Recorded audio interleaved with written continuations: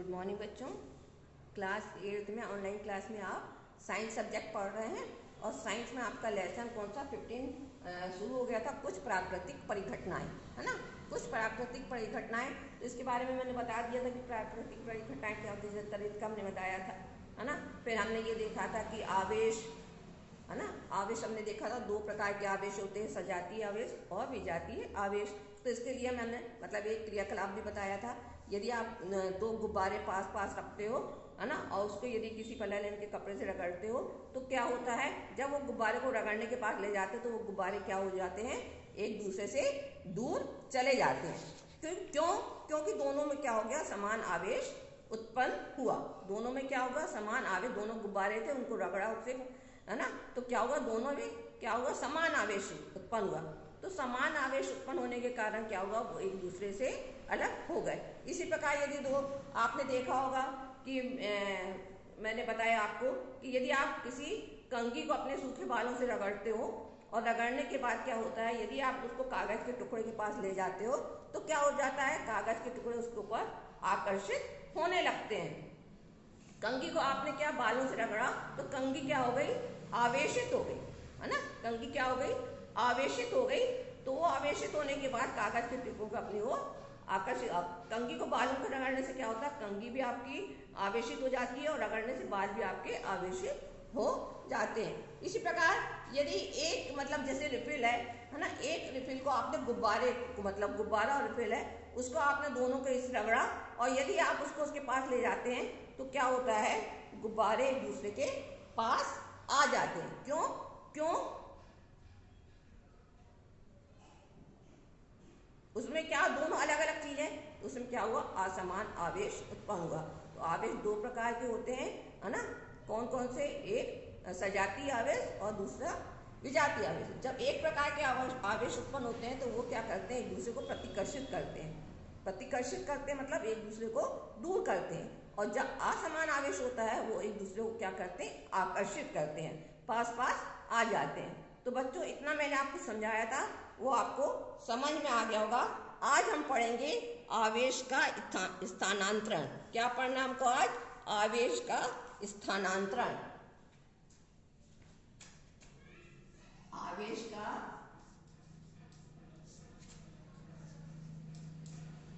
का स्थानांतरण।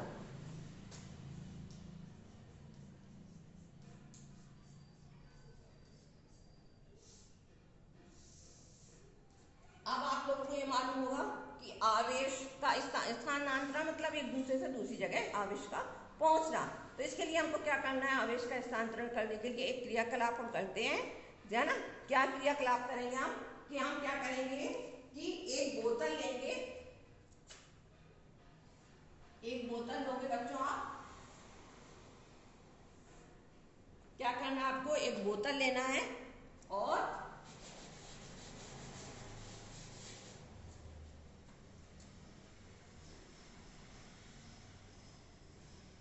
एक बोतल लेके उस बोतल के ऊपर क्या करना है आपको, एक गत्ते का कवर रखना है। क्या करना है, इस बोतल के ऊपर एक आपको क्या करना है, गत्ते का कवर रखना है, एक गत्ता रखना है आपको, है ना, ठीक है। इसके ऊपर क्या करना है आपको, एक गत्ता रखना है, ठीक है बच्चों, एक गत्ता रखना है आपको। इस गत्ते में क्या करना है ना, ये गत्ता देखो, एक बोतल लिया आपने और इस बोतल में क्या करा आपने, एक गत्ते को रखा।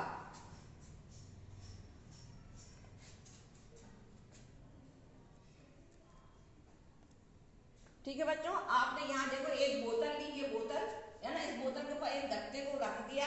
अब इस गत्ते में आपको क्या करना है कि एक पेपर क्लिप लगाना है, एक छेद के द्वारा क्या करना है आपको, यहाँ से गत्ते में एक छेद करना है।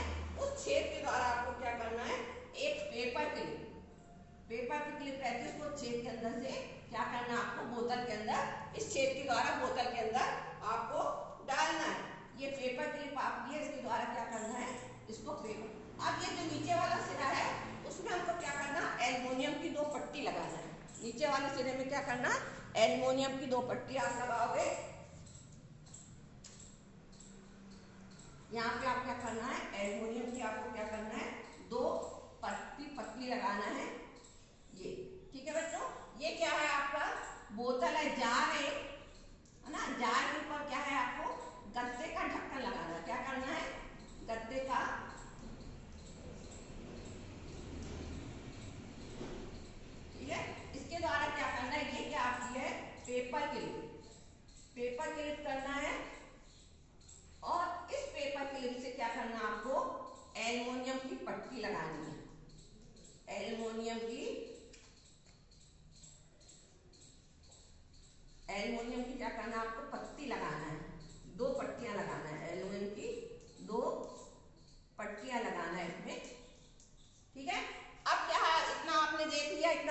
बना दिया है कि एक बोतल लेके उसमें एक गत्ता लगाया, गत्ते में एक छेद किया, उस गत्ते में पेपर क्लिप लगाई और पेपर क्लिप के नीचे क्या करना है, एल्यूमिनियम की 2 पट्टी लगाना है।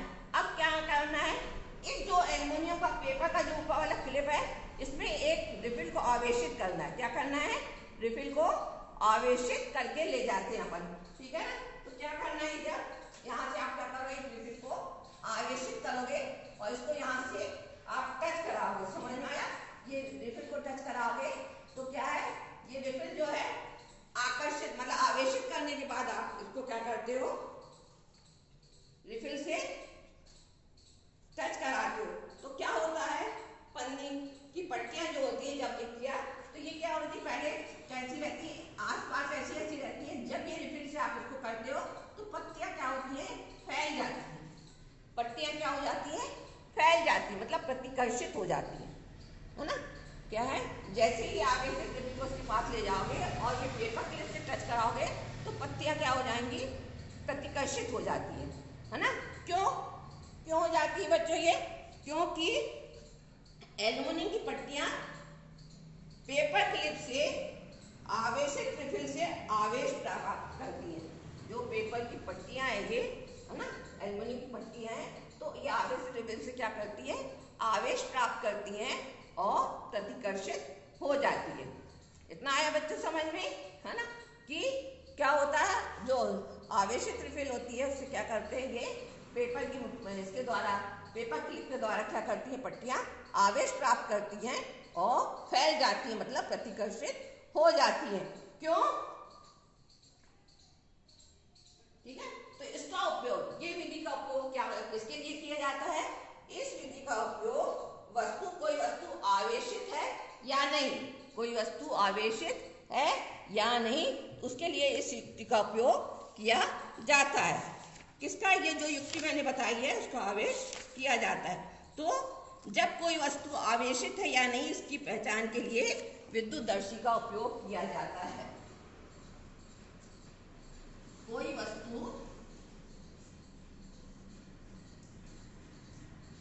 वस्तु आवेशित है या नहीं, आवेशित है या नहीं इसकी पहचान के लिए किसका उपयोग किया जाता है,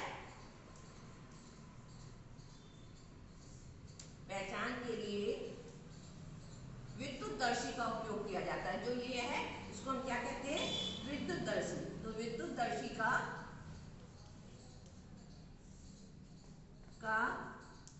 उपयोग किया जाता है। ठीक है बच्चों, इतना समझ में आया कि इसका उपयोग, इस युक्ति का उपयोग किसके लिए किया जाता है, विद्युतदर्शी का उपयोग। विद्युतदर्शी का उपयोग कोई वस्तु आवेशित है या नहीं उसके लिए इसका उपयोग किया जाता है।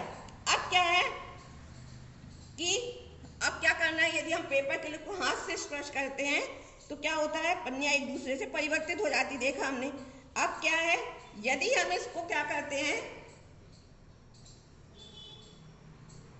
मतलब आवेशित, जैसे इसको हाथ से जैसे ही हम छूते हैं इसको पेपर क्लिप से, है ना, पेपर क्लिप से जैसे ही हमको इसको छूते हैं तो क्या होता है, पन्नियां सिमट जाती हैं। पन्नियां क्या हो जाती हैं, सिमट जाती हैं। क्यों क्यों क्योंकि ये आवेश जो है, जो इसमें आवेश गया है वो हमारे हाथ के द्वारा हमारे शरीर से होकर जमीन में चला जाता है, पृथ्वी के अंदर चला जाता है। आवेश क्या होता है, जैसे ही हम इसको टच करते हैं तो ये क्या होता है, सिमट जाती है। क्यों, क्योंकि वो आवेश हमारे मतलब हाथ से जैसे हमने स्पर्श किया तो वो आवेश हमारे के द्वारा प्रवेश करते हुए क्या होता है, कहाँ पे, पृथ्वी पे चला जाता है। तो इस क्रिया को क्या कहते हैं, भूमिकर्षण। क्या कहते हैं, भूसंपर्कर्षण।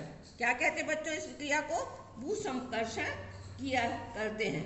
तो किसी आवेशित वस्तु से, किसी आवेशित वस्तु से आवेश को पृथ्वी की, क्या है, कौन सी क्रिया है ये, भूसंपर्करण। कौन सी क्रिया है बच्चों, भूसंकरण,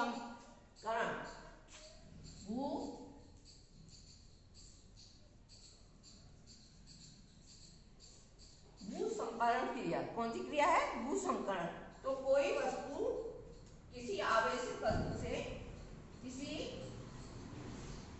आवेशित वस्तु से,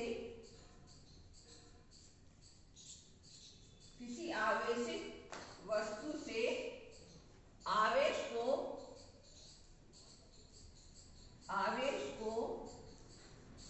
पृथ्वी, किसी आवेश को पृथ्वी में भेजने की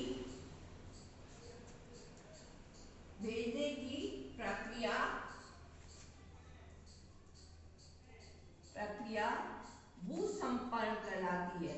भूसंकरण कहलाती है।